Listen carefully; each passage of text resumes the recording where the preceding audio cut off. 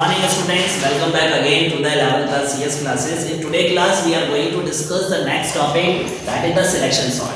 हालांकि हम लोग डिक्शनरी को डिस्कस कर रहे थे, बट एक टॉपिक हमारा रह गया था with in the sorting technique, that is the selection sort. तो सिलेक्शन सॉर्ट क्या होता है, कैसे वर्क करता है, उसे हम आज डिस्कस करेंगे. With in the selection sort we will try to find the minimum element और the maximum element. If we want to arrange the list in the ascending order, तो असेंडिंग ऑर्डर में पहला एलिमेंट क्या होना चाहिए, सबसे छोटा होना चाहिए, फिर उससे बड़ा. तो हम असेंडिंग ऑर्डर में अगर लिस्ट को अरेंज करते हैं, so we will try to find the minimum element. और अगर हम उसको डिसेंडिंग ऑर्डर में अरेंज करने की कोशिश करते हैं, so we will try to find the maximum element. अब कैसे वर्क करती है टेक्निक, सपोज करिए आपके पास ये लिस्ट है और उसके अंदर कुछ एलिमेंट्स हैं. मैं सबसे बुरा वाला केस ले रहा हूं. अगर हमारे पास एक लिस्ट हो डिसेंडिंग ऑर्डर में और हम उसको अरेंज करना चाहते हैं असेंडिंग ऑर्डर में, तो वो सबसे वर्स्ट केस माना जाता है, क्योंकि उसमें हमें हर एक एलिमेंट को क्या करना पड़ेगा, अरेंज करना पड़ेगा. तो सपोज कीजिए आपके पास ये चार एलिमेंट हैं 40, 30, 20 और 10. और ये किसमें बेटा, एक लिस्ट में. इनकी इंडेक्स वैल्यू क्या होगी, 0, 1, 2 और 3. अब सिलेक्शन सॉर्ट वर्क कैसे करता है, with in the selection sort हम यहाँ पर भी दो नेस्टेड लूप लगाते हैं. एक लूप जो होता है, जो बाहर वाला लूप होता है, वो सिर्फ एलिमेंट को पॉइंट आउट करता है, और जो अंदर वाला लूप होता है उसका काम होता है सबसे छोटे एलिमेंट को फाइंड करना. ठीक है. सिलेक्शन सॉर्ट वर्क कैसे करती है, सबसे पहले वो क्या करेगी, इस एलिमेंट को सबसे छोटा मान के चलेगी और इसके बाद इसके आगे सर्चिंग करना स्टार्ट करेगी. अगर उसे कहीं इससे भी छोटा एलिमेंट मिलता है तो उसकी पोजीशन को हम रिकॉर्ड कर लेंगे. हमने एक वेरिएबल ले लिया मिन नाम से और एक वेरिएबल लिया बेटा i नाम से. तो i जो है अभी 0 पोजीशन पर है, तो अभी मिन में हमने वही पोजीशन डाल दी जो i में है. तो i में 0 है तो मिन में भी मैंने 0 डाल दिया. यानी अभी हम ये मान के चल रहे हैं कि मिन में वो पोजीशन है, उस पोजीशन पर जो एलिमेंट है वो सबसे छोटा एलिमेंट है. ठीक है. अब हम सर्चिंग कहां से करेंगे, आगे से. तो मान के चल रहे हैं ना, तो हम i के आगे से सर्चिंग करेंगे, यानी i+1 से सर्चिंग करेंगे और सर्चिंग यहां से तो शुरू होगी और कहां तक चलेगी, लास्ट एलिमेंट. तो हमने एक लूप चलाया j का. ये तो i का लूप है जो 0 पर है. j का लूप हमेशा i+1 से चलेगा और चलेगा कहां तक बेटा, लास्ट तक चलेगा. j का लूप क्या करेगा, ये चेक करेगा कि j पोजीशन पर जो एलिमेंट है क्या वो मिन पोजीशन वाले एलिमेंट से भी छोटा है. अगर ऐसा है तो उसकी पोजीशन अपडेट हो जाएगी. अभी तो हम ये मान के चल रहे थे भाई 0 पोजीशन वाला एलिमेंट सबसे छोटा है, तो मिन में हमने 0 डाल दिया. अब j ने 1 दिया, 1 पोजीशन वाला एलिमेंट इससे भी छोटा है 0 पोजीशन वाले से, तो हम इसको सबसे छोटा मानेंगे. तो इसकी जो पोजीशन है वो मैंने यहां पर अपडेट कर दी. मिन में अब क्या डाल दिया, 1 डाल दिया. j का लूप फिर आगे बढ़ा, j आ गया 2 पर. अब फिर चेकिंग होगी j पोजीशन वाला एलिमेंट यानी 20, मेन पोजीशन वाला एलिमेंट यानी 30. j पोजीशन वाला एलिमेंट जो है मेन पोजीशन वाले एलिमेंट से छोटा है या नहीं. अगर है तो यानी सबसे छोटा एलिमेंट यहां पर है, तो ये वाली पोजीशन इस पे अपडेट हो गई. ठीक है. फिर j का लूप और आगे बढ़ा. अब आगे जाके पता चला कि ये एलिमेंट इससे भी छोटा है, तो ये वाली पोजीशन इसमें अपडेट हो गई. अब j का लूप खत्म हो गया. j का लूप खत्म होने का मतलब है लिस्ट आपकी कंप्लीट हो चुकी है. अब जब लिस्ट आपकी कंप्लीट हो चुकी है तो मिन में वो पोजीशन होगी जहां पर सबसे छोटा एलिमेंट होगा. बात समझ आई. अभी i का लूप कंप्लीट नहीं हुआ, अभी j का लूप कंप्लीट हुआ अंदर वाला. तो j के लूप ने हमें ये सर्च करके दे दिया, वो पोजीशन दे दी जिस पोजीशन पर सबसे छोटा एलिमेंट इस लिस्ट में है. जैसे ही j का लूप कंप्लीट हो जाए हम क्या करेंगे, i पोजीशन वाले एलिमेंट को मेन पोजीशन वाले एलिमेंट से एक्सचेंज कर देंगे, इंटरचेंज कर देंगे. तो i किस पोजीशन को इंडिकेट कर रहा है, 0 पोजीशन. मेन किस पोजीशन को इंडिकेट कर रहा है, 3rd पोजीशन यानी 10. तो इन दो एलिमेंट को हम एक्सचेंज करते हैं, तो 10 इधर आ जाएगा और 40 इधर आ जाएगा. बाकी एलिमेंट ऐसे ही अपनी पोजीशन पर रहेंगे. बात समझ आई. अब i का 0 वाला पार्ट कंप्लीट हो गया. अब i का लूप आगे बढ़ेगा. अब i = 1 के लिए चलेगा, भाई 0 के लिए चल चुका है, तो i = 1 पहले से इंडेक्स लिख देता हूं 0 1 2 3. अब i आगे बढ़ा यहां पर. अब यहां आने का भी फायदा है i का, कि अब वो इस एलिमेंट में कोई चेंजेस नहीं करेगा क्योंकि ये एलिमेंट तो सॉर्ट हो चुका है। अच्छा, जैसे ही i 1 पर आ गया, j हमेशा कहां से चलता है? i plus 1 से चलता है। वैसे वही लॉजिक, उन्होंने मिन पोजीशन में वही पोजीशन डाल दी जिसे i इंडिकेट कर रहा है यानी 1। यानी इनिशियली हम ये मान के चल रहे हैं कि इस पोजीशन वाला एलिमेंट सबसे छोटा है। फिर j का लूप शुरू हुआ, j का लूप कहां से शुरू हुआ? i plus 1 से। j ने ये सर्च किया कि j पोजीशन वाला जो एलिमेंट है 20 वो मिन पोजीशन वाले एलिमेंट से भी छोटा है, तो j की जो पोजीशन है वो मैंने मिन में अपडेट कर दी। फिर j का लूप और आगे बढ़ा, फिर j ने चेक किया j पोजीशन वाला एलिमेंट है 40 और मिन पोजीशन वाला एलिमेंट कौन सा है? 20। क्या 40 20 से भी छोटा है? नहीं है। तो कुछ ना हो, अगर छोटा है तो पोजीशन अपडेट हो जाए और अगर छोटा नहीं है तो कोई चेंजेस नहीं है। तो अब कोई चेंजेस नहीं होगा, ये लिस्ट कंप्लीट हो गई, j का लूप कंप्लीट हो गया। j का लूप कंप्लीट होने के बाद हम क्या करते थे? मेन पोजीशन वाले एलिमेंट को i पोजीशन वाले एलिमेंट से एक्सचेंज करते थे। तो एक्सचेंज होने के बाद ये 20 इधर आ गया, 30 इधर आ चुका है। लिस्ट सॉर्ट हो चुकी है, लेकिन अभी हमको नहीं पता कि ये लिस्ट सॉर्ट हुई है। ये लूप एक बार और चलेगा। कौन सा लूप? i का। अब i का लूप बेटा कहां पर आ गया? 2 पर। और j कहां पर है? 3 पर। ठीक है, i की पोजीशन इसमें रिकॉर्ड हो गई कि ये सबसे छोटा एलिमेंट है। j ये चेक करेगा कि वो जिस पोजीशन पर है उस पोजीशन पर क्या इससे भी छोटा एलिमेंट है? अब यहां पर वो नहीं है, तो कोई अपडेशन नहीं होगा। j का लूप खत्म हो गया। j का लूप खत्म होने के बाद i पोजीशन और मेन पोजीशन के एलिमेंट एक्सचेंज होते थे। अब दोनों एक ही पोजीशन को पॉइंट आउट कर रहे हैं, तो यही एलिमेंट अपनी ही पोजीशन से एक्सचेंज हो जाएगा।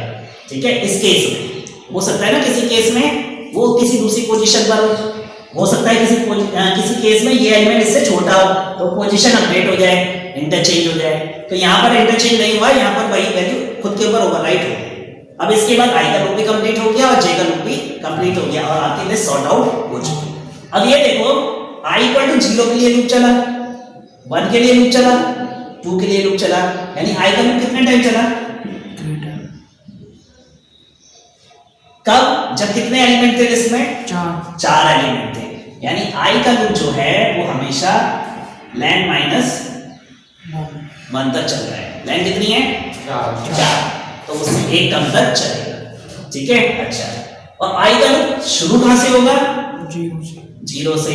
अच्छा, लैंड ऑफ l क्या देगा? 4, 4 एलिमेंट है ना। और ये लूप चल कहां तक रहा है बेटा? 2 तक। i की वैल्यू 0, i की वैल्यू 1 और i की वैल्यू 2 तक। तो ये i की वैल्यू 0 से चल रहा है लेकिन चल 2 तक रहा है। ये लूप कहां तक चलेगा? 2 तक। यानी हम कह सकते हैं ln of l -2 तक, क्योंकि इंडेक्स 0 से शुरू कर रहे हैं। नंबर ऑफ टाइम्स काउंट करें तो वो लेंथ से एक कम चल रहा है। इंडेक्स वाइज काउंट करें क्योंकि इंडेक्स 0 से शुरू हो रहा है, तो ये लेंथ से जितनी वैल्यू रिटर्न होके आई उससे 2 टाइम कम तक चल रहा है। क्लियर हो रहा है? लेंथ ने क्या दिया? 4 और 0 से हम चला रहे हैं तो चल तो 3 बार रहा है, 0 1 और 2, लेकिन चल तो 2 तक रहा है ना। वो इस वैल्यू से कितना कम है? 2 टाइम। तो ये 0 से शुरू होगा, ln of l -2 तक चलेगा। अब इसके अंदर j का लूप j का लूप हमेशा कहां से चल रहा है? i + 1 से चल रहा है और चल कहां तक रहा है? लास्ट तक। ठीक है, यानी लास्ट तक चलेगा। लास्ट तक चलाने के लिए हम क्या करते थे? ln of l कहां तक चल रहा है? ln of l -1 तक, क्योंकि ln of l क्या दे रहा है? और लास्ट इंडेक्स क्या होगा? हमेशा 3। जितनी लेंथ होगी उससे एक कम पर लास्ट इंडेक्स होगा, क्योंकि इंडेक्स हमेशा 0 से शुरू हो रहा है। क्लियर हुआ? यानी i का लूप हमेशा 0 से लेंथ से 2 टाइम कम तक चलेगा क्योंकि 0 से चल रहा है। और उसके अंदर j का लूप हमेशा i + 1 से कहां तक चल रहा है?